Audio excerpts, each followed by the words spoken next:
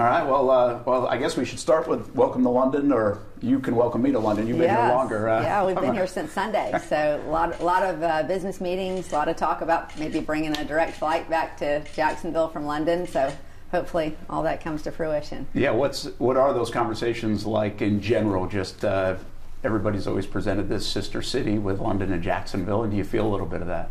Well, yeah. I mean, it's fantastic, actually. This is our 10th year coming here on this trade mission, and the relationships have really built, and there's so much excitement, especially over financial technology and medical technology, the things that we've really built big business around in Jacksonville. And I think that's why we're at this jumping off point now, where I think this flight really looks like it's going to become a reality. And so I think it's going to be good for business. I think it's going to be great for tourism and great for Jacksonville. Well, we just had an event, and Jags fans that live over here were like, can you ask her to get the direct flight? That's a big topic, obviously. Well, everybody has to drive to Orlando if they want a direct flight, or Tampa. And so it's ridiculous, really, that we have a population, at least in the metro area, of almost 2 million people, and we still don't have that. So we've got to make that happen. What is that process like then? If it sounds like it's tracking that way, is that an imminent thing, or does that take quite a long time to actually happen? Well, it takes a while, but they've been talking about it for a while. So we have met with folks from Gatwick Airport while we were here. We've been talking about what we need to do to firm up that whole idea, and I'm hoping that in the next 18 months or so we'll be able to make an announcement there. Well, it might mean more season tickets for London fans. They were telling us, they said, hey, we'll just come over every couple of weeks, go Friday, come back Monday. But obviously it's a bigger deal from a business standpoint, getting a direct flight, or maybe just as big a deal. Listen, I think both ways. I think anytime you can become sort of a global city, and when we connect to London, which is a global city, I think that's really good for Jacksonville. There's a lot of Jaguar fans here. There's a lot of business that goes back and forth between Jacksonville and London, and I think that only helps our city in the long run. I remember when we first started coming over here with the Jags 10 years ago, there was the conversations about business and businesses maybe having home headquarters in Jacksonville, and where is that? How has that manifested over the decade? Have they had some successes, and, well, sure. And will that continue? I mean, look at what we have just in the fintech world.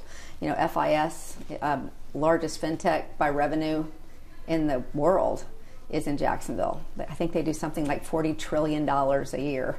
You have PaySafe that has its North American headquarters now in Jacksonville, and they brought 3,000 employees. They're gonna grow over there. There's a number of additional companies that have seen what that's like.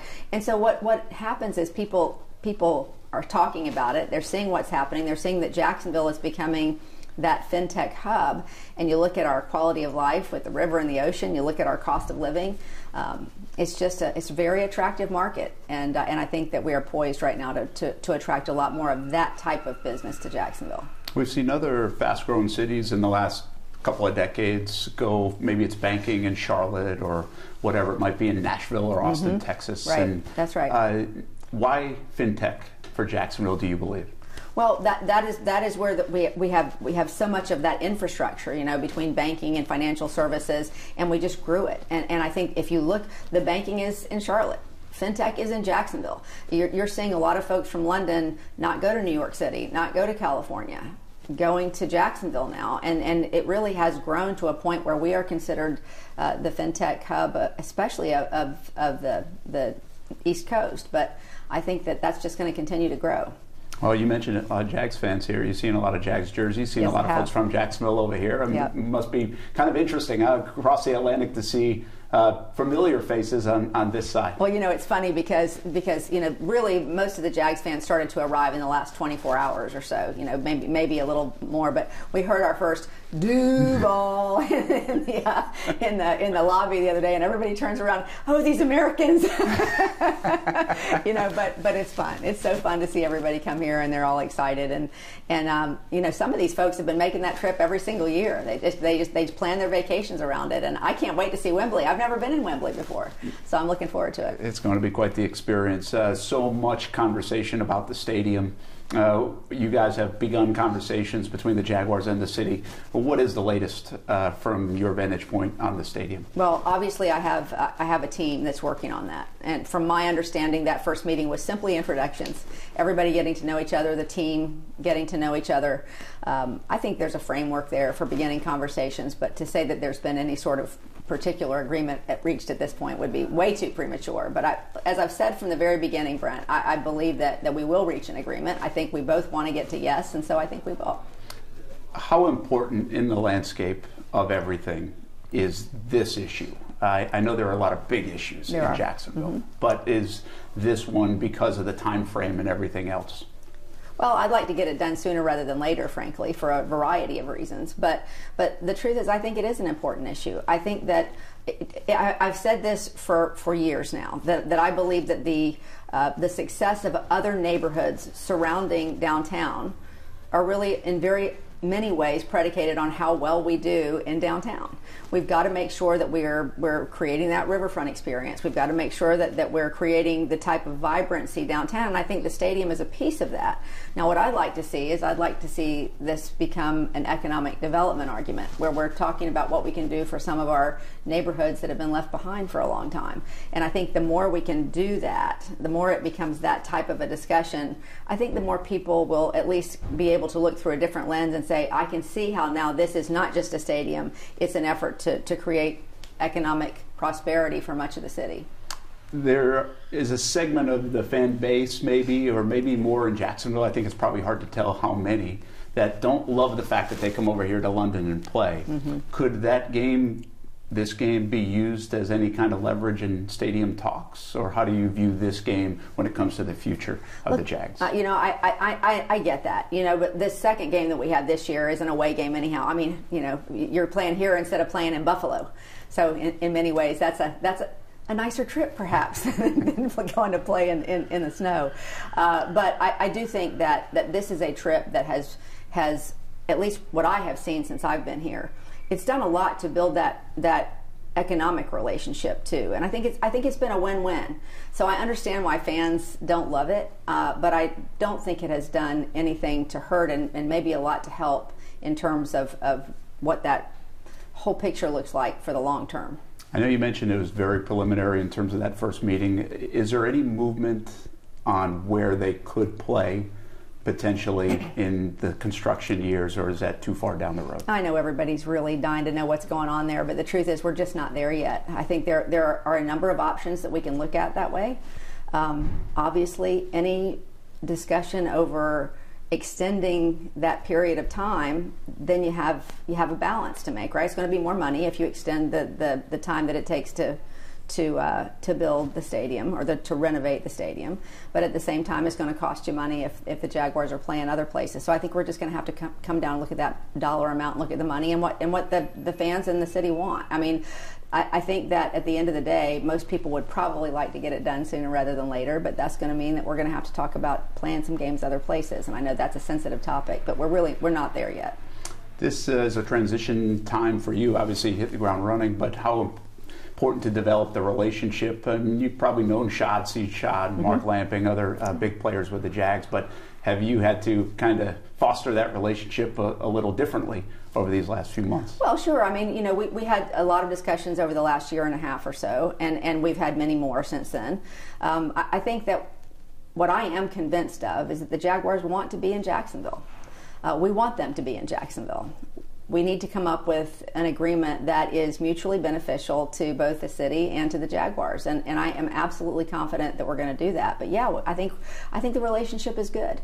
But again, there's a reason why I brought in outside negotiators. I think it's important to have those people that have negotiated with the NFL for many years on deals very much like this one, and I feel very confident in the people we've brought in, and in Mike Weinstein, who is really the point for the mayor's office on this, and so hopefully we'll have more updates fairly soon. One last one on that front. Sure. When do you get more involved, or will you be, I'm not saying you're not involved, but in those kind of discussions, or is that always going to go through them before you kind of get in the room, or will you have a voice in the room? Well, sure. Ultimately, the buck stops with me. I mean, you've heard where I'd like to see some of the discussions go. So it will really come down to once the framework is there, how much of what I have, sort of suggested that I'd like to see is there, and can we move that further down the road? And I just don't. At this point, I will have ultimately on our team the final say. The buck stops with me. But then there's council, right? So we'll have to go through council and present that plan once we have it, and then see where that goes. But I'm hopeful. I think everybody wants this to work. I've had so many community meetings here over the last several weeks since I was elected, and I hear over and over again that people are not excited about spending public money on a stadium. I know that the fans really want it.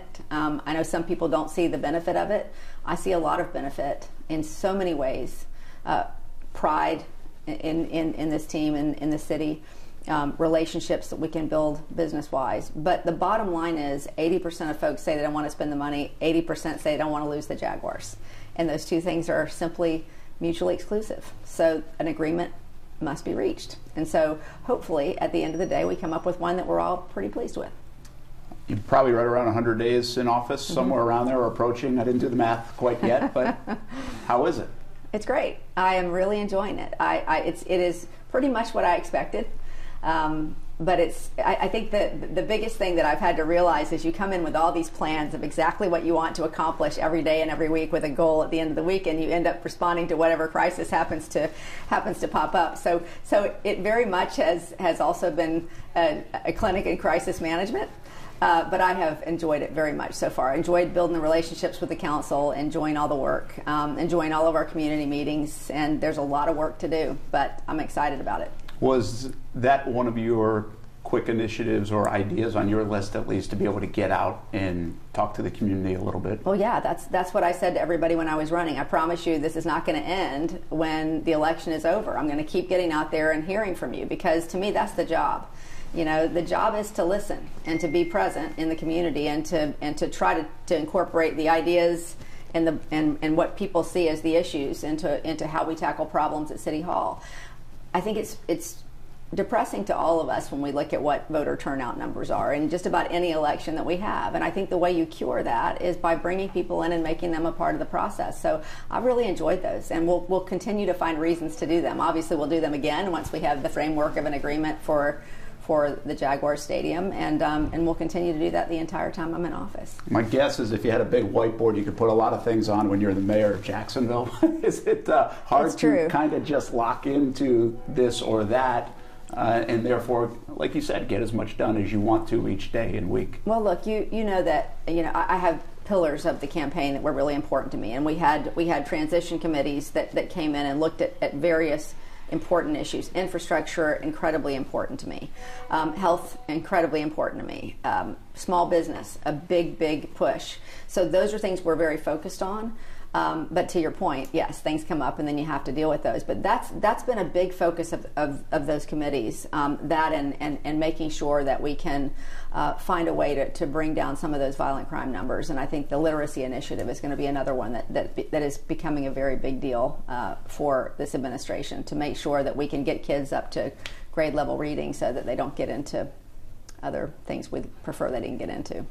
Is this still like a honeymoon period, or can it get muddy? Will it get muddy? How will you approach some of that when the time comes? You're not watching much, huh, Brett? You're involved very much in sports, I see. I don't know if I would describe any of this as having been a honeymoon period, but as I said, it was nothing that I did not expect. I expect to be able to work very well with this council on things that we have in common, and fortunately, a lot of those issues that we're talking about, the infrastructure issues, the economic development issues, those types of things, small business, they're very important. Ron Salem and I, the president of the council, very locked in together on healthcare.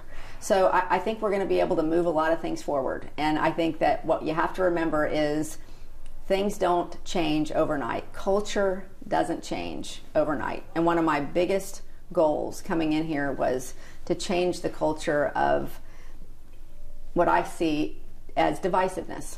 And I'd like to see us work together in tandem. And I think we've done that pretty well so far, beyond a couple of things. So it's going to take a while to turn that wheel, but I am absolutely confident that we can do it. Most rewarding aspect so far? People. Just, it's been so great to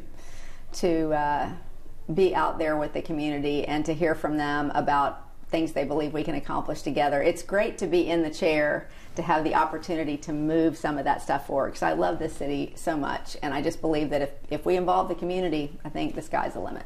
No, you were campaigning and everything else, but do you at all in the last weeks or months say, I'm the mayor of Jacksonville? Yes, absolutely. In fact, I remember election night, turning to my husband and saying, "Wow, I guess we're actually going to catch that bus." Huh? And it's been one of those things that it's such an honor, but it is a bit surreal when you look at it. I wake up in the morning and I'm just excited to go to work, but it's really a blessing.